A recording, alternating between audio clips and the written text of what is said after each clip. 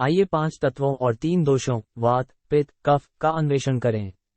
1. 5 तत्व। आयुर्वेद 5 मूलभूत तत्वों को पहचानता है जो ब्रह्मांड और हमारे शरीर के भीतर मौजूद हैं। ये तत्व हैं: अंतरिक्ष, विशालता, खुलेपन और विस्तार का प्रतिनिधित्व करता है। वायु, गति, सांस और जीवन शक्ति का प्रतिनिधित्व करता है। अग्नि, परिवर्तन, पाचन और ऊर्जा का प्रतिनिधित्व करता है। जल, तरलता, सामंजस्य और पोषण का प्रतिनिधित्व करता है। पृथ्वी, स्थिरता, दृढ़ता और ग्राउंडिंग का प्रतिनिधित्व करती है। आयुर्वेद के अनुसार ये तत्व विभिन्न तरीकों से मिलकर 3 दोष बनाते हैं। 3 दोष। दोष 3 प्राथमिक शक्तियां या ऊर्जाएं हैं जो हमारे शरीर और दिमाग को नियंत्रित करती हैं।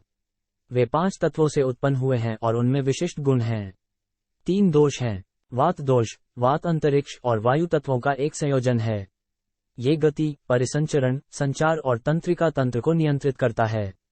इसकी विशेषता सूखापन, हल्कापन, शीतलता और परिवर्तनशीलता जैसे गुण हैं। संतुलन में होने पर वात रचनात्मकता, उत्साह और लचीलेपन को बढ़ावा देता है। हालांकि वात की अधिकता चिंता, बेचैनी और पाचन समस्याओं जैसे मुद्दों को जन्म दे सकती है। पित्त दोष। पित्त अग्नि और जल तत्वों का एक संयोजन है। ये चयापचय, पाचन, परिवर्तन और ऊर्जा उत्पादन को नियंत्रित करता है। इसकी विशेषता गर्मी, तीव्रता, तीक्ष्णता और तेलीयता जैसे गुण हैं। संतुलन में होने पर पित्त बुद्धि, साहस और मजबूत पाचन अग्नि को बढ़ावा देता है। पित्त में असंतुलन अत्यधिक गर्मी, क्रोध, सूजन या पाचन विकारों के रूप में प्रकट हो सकता है। कफ दोष। कफ जल और पृथ्वी तत्वों का एक संयोजन है।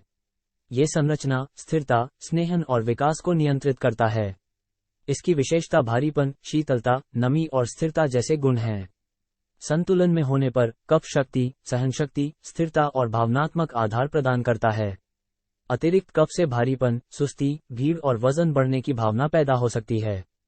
प्रत्येक व्यक्ति में वात, पित्त और कफ का एक अनूठा संयोजन होता है जो उनकी प्रकृति या संविधान को निर्धारित करता है। अपनी प्रकृति को समझने से हमें अपनी अंतर्निहित शक्तियों, कमजोरियों और उन क्षेत्रों की पहचान करने में मदद मिलती है जिनमें संतुलन की आवश्यकता होती है। आयुर्वेद समग्र कल्याण के लिए दोषों के संतुलन को बनाए रखने या पुनर्स्थापित करने के लिए व्यक्तिगत सिफारिशें प्रदान करता है। ये ध्यान रखना महत्वपूर्ण है कि दोष गतिशील हैं और आहार, जीवनशैली, तनाव, मौसम और अन्य पर्यावरणीय कारकों से प्रभावित हो सकते हैं। आयुर्वेद का लक्ष्य जीवनशैली में संशोधन, आहार समायोजन, हर्बल उपचार, योग, ध्यान और अन्य समग्र प्रथाओं के माध्यम से दोषों को सामंजस्य में लाना है, जिससे इष्टतम स्वास्थ्य और जीवन शक्ति को बढ़ावा मिलता है।